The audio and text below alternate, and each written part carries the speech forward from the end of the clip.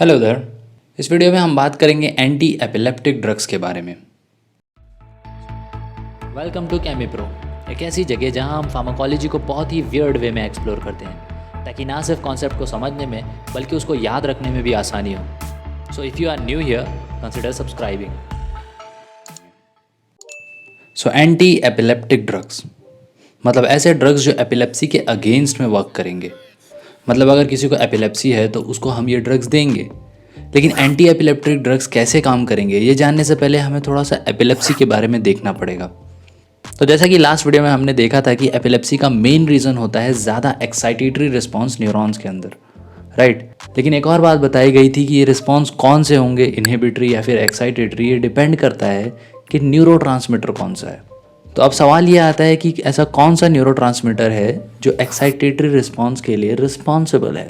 तो इस न्यूरोट्रांसमीटर का नाम है ग्लूटामेट। ग्लूटामेट एक एक्साइटेटरी न्यूरोट्रांसमीटर है जो कि नॉर्मली एक्साइटेशन प्रोड्यूस करता है न्यूरॉन्स के अंदर, लेकिन ज़्यादा रिलीज होने की वजह से ये एपिलेप्सी शो करता है।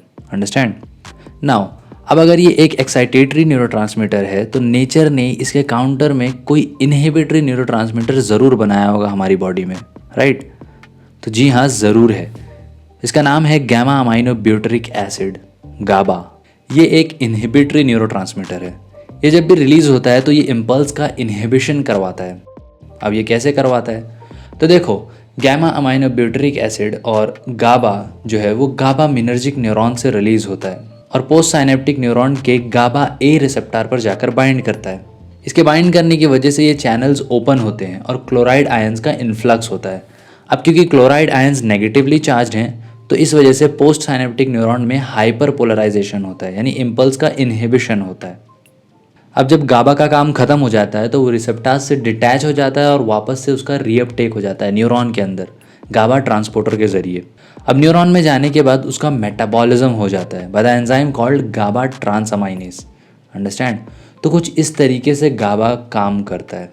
लेकिन ग्लूटामेट के कुछ ज़्यादा ही एक्सेसिव एक्शन की वजह से ये भी यूजलेस रहता है। मतलब हमें एक्सटर्नल हेल्प की ज़रूरत पड़ेगी, कोई ड्रग्स देने पड़ेंगे।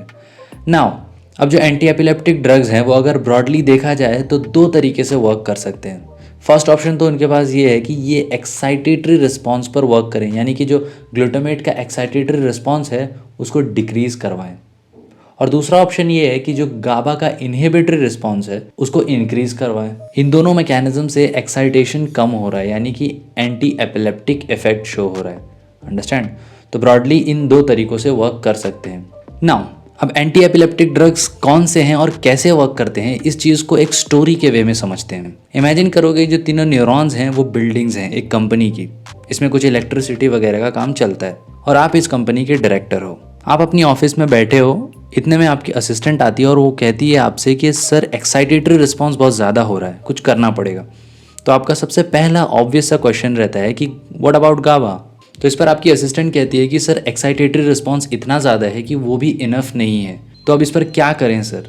तो आप कहते हो कि हमारे पास दो ऑप्शंस हैं, या तो ग्लूटामेट का एक्साइटेशन डिक्रीज़ करना पड़ेगा या फिर गाबा का इनहिबिशन इंक्रीज़ करना पड़ेगा।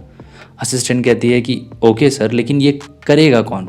आप कहते हो कि हमारे पास कई सारे एजेंट्स हैं, लेकिन एक बार सारे ऑप्शंस को गो थ्रू करना पड़ेगा। देखो, अगर हमें एक्साइटेशन डिक्रीज़ करना है तो उसके लिए कई टारगेट्स हैं हमारे पास।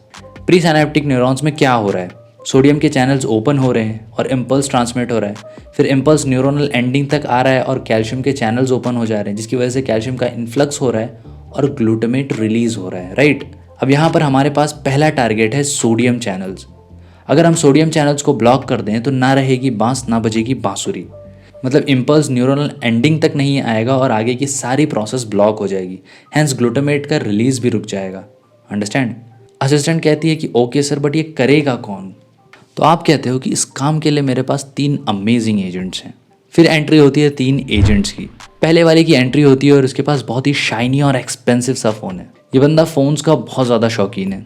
इसका नाम है फेनिटोइन। इसके बाद दूसरा एजेंट एंटर करता है, बहुत ही सिंपल सा और एकदम सिंपल सी कार के अंदर एंटर करता है ये। इसका नाम है कार्बामाज़ेपिन।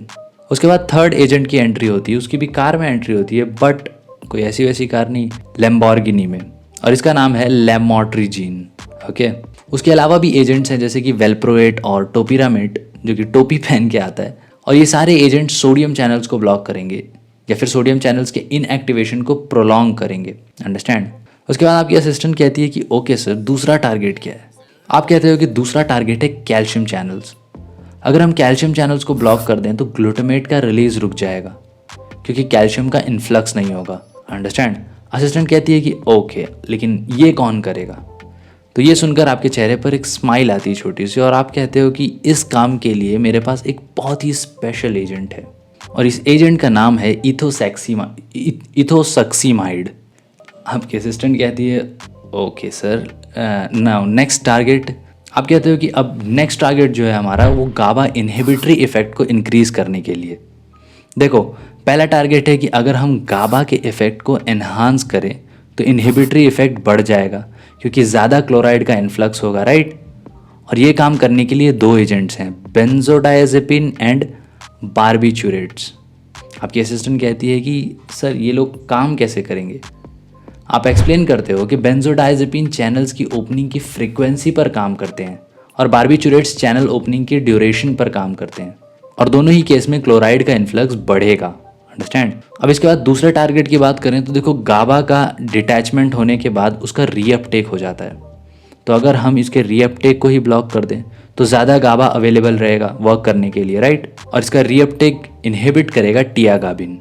ओके। उसके बाद अगर हम अपटेक होने भी दें तो गाबा का न्यूरॉन में जाने के बाद मेटाबॉलिज्म हो जाता है, और यही है हमारा थर्ड टारगेट। अगर हम गाबा का मेटाबॉलिज्म रोक दें तो गाबा की कंप्लीट सिंथेसिस की ज़रूरत नहीं पड़ेगी और ज़्यादा गाबा अवेलेबल रहेगा रिलीज़ होने के लिए, राइट। और थर्ड टारगेट के लिए हमारे पास जो एजेंट है उसका नाम है विगाबैट्रिन। ओके। नाउ लास्ट टारगेट की अगर हम बात करें तो हम गाबा के रिलीज़ को इंक्रीज़ करवा सकते हैं, और गाबा के रिलीज़ को इंक्रीज़ करने के लिए हमारे पास जो एजेंट है वो है गाबापेंटीन। अंडरस्टैंड। अब मैं आपको एक बात बताता हूँ, ये जो एजेंट्स हैं टियागाबिन, विगाबैट्रिन एंड गाबापेंटीन, ये सब गाबा के रिलेटेड काम करते हैं, और इनको याद रखने की ट्रिक है कि इनके नाम में एक वर्ड कॉमन है, GAB, गैब। ओके। तो अब आप अपने असिस्टेंट से कहते हो कि ये सारे टारगेट्स हैं और इसके अकॉर्डिंगली एक्शन लेना है। ओके। नाउ अब बात करें क्लासिफिकेशन की एंटी एपिलेप्टिक ड्रग्स के, तो ये रही क्लासिफिकेशन आपके स्क्रीन पर। अब इस क्लासिफिकेशन को याद रखने के लिए मैं आपको एक छोटा सा सेंटेंस दे देता हूँ। ब्रेन डिसऑर्डर है इसलिए सब आओ बात करें पर चिढ़ाना नहीं। इस सेंटेंस का सपोर्ट लेकर आप क्लासिफिकेशन को याद रख सकते हैं। ओके। अब एक सवाल जो अभी भी रह जाता है वो ये है कि एपिलेप्सी क्या है, क्या होता है एपिलेप्सी में एग्जैक्टली। तो उसके लिए ये लेफ्ट वाली वीडियो आपका बहुत हेल्प करेगी। बाकी मैं मिलूंगा आपसे नेक्स्ट वीडियो में। Thank you so much.